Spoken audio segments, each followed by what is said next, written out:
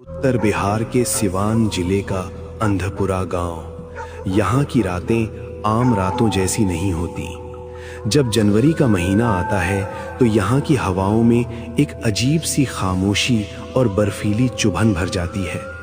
लोग कहते हैं कि यहाँ का कोहरा साधारण धुंध नहीं है, बल्कि एक कफन है जो धीरे धीरे पूरे गांव को अपनी लपेट में ले लेता है।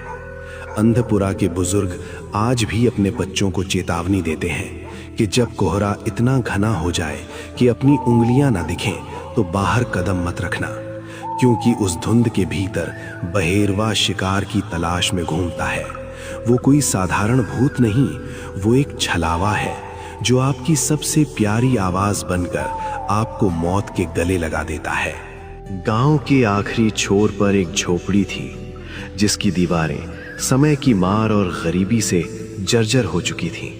अंदर चूल्हा जल रहा था जिसकी मध्यम रोशनी झोपड़ी के अंधेरे से लड़ने की नाकाम कोशिश कर रही थी। ललन बाबू, जो उम्र में अभी 30 के करीब थे, अपनी पुरानी लोई को कसकर बदन पर लपेटे हुए आग के पास बैठे थे। उनके चेहरे पर चिंता की लकीरें साफ देखी जा सकती थीं।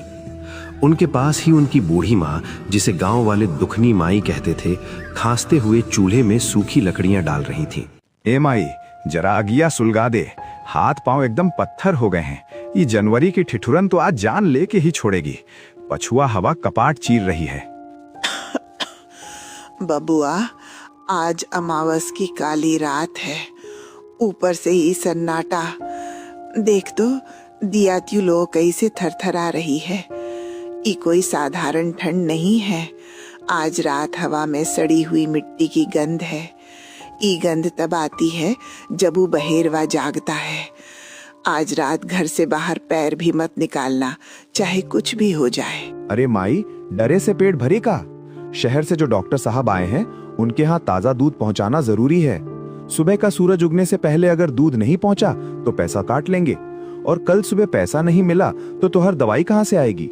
तो हर छाती का दर्द बढ़ता जा रहा है। नहीं रे बबुआ, दवाई आ जाएगी, पर तू चला गया तो मैं किसके सहारे जीऊंगी। आज की रात बहेरवा का दिन है। जनवरी की इस कोहरे वाली अमावस को वो प्यासा निकलता है। जो भी कोहरे में रास्ता भटकता है उसे वो काला कुआं दिखा देता है। वो पुरानी पगडंडियों पर अपनों की आवाज में पुकारता है। मत जा बबुआ, आज मन बहुत घबरा रहा है। ये सब पुरानी कहानियां हैं माई। अब जमाना बदल गया है। हम अपनी मजबूत लाठी और ये नई टॉर्च लेके जा रहे हैं। 4 सेल वाली टॉर्च है, कोहरा क्या दीवार भी चीर देगी। तू किवाड़ बंद कर ले और अंदर से सांकल चढ़ा ले। हम बस गए और आए। ललन बाबू ने अपनी पुरानी साइकिल निकाली। चैन की कचर कचर आवाज उस भारी सन्नाटे में किसी चीख जैसी लग रही थी। जैसे ही उन्होंने झोपड़ी से बाहर कदम रखा, कोहरे की एक ठंडी चादर ने उन्हें घेर लिया। टॉर्च जलाई तो देखा कि रोशनी 5 फीट आगे भी नहीं जा रही थी। कोहरा इतना गाढ़ा था मानो हवा में रुई तैर रही हो। थोड़ी दूर चलने पर सुखारी काका की चाय की गुमटी दिखी।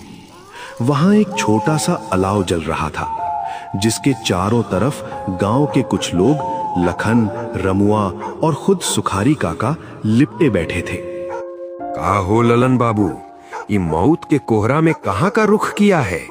देख रहे हो, सामने वाला बरगद का पेड़ भी गायब हो गया है। आज की रात नहर की तरफ मत जाना। अरे सुखारी काका, काम तो करना ही पड़ेगा। माई की दवाई का सवाल है।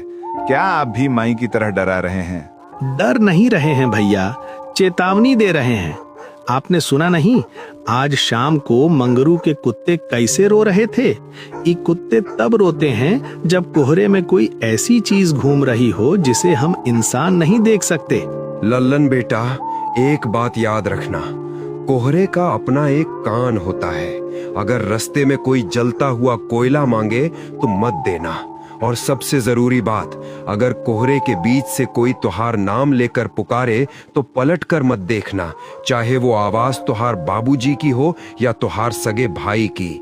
आज की रात आवाजें रास्ता भटकाती हैं, और अपनी ई टॉर्च की रोशनी बुझने मत देना, क्योंकि कोहरा रोशनी से डरता नहीं बल्कि उसे पी जाता है। ठीक है काका, हम ध्यान रखेंगे। चलिए, राम राम।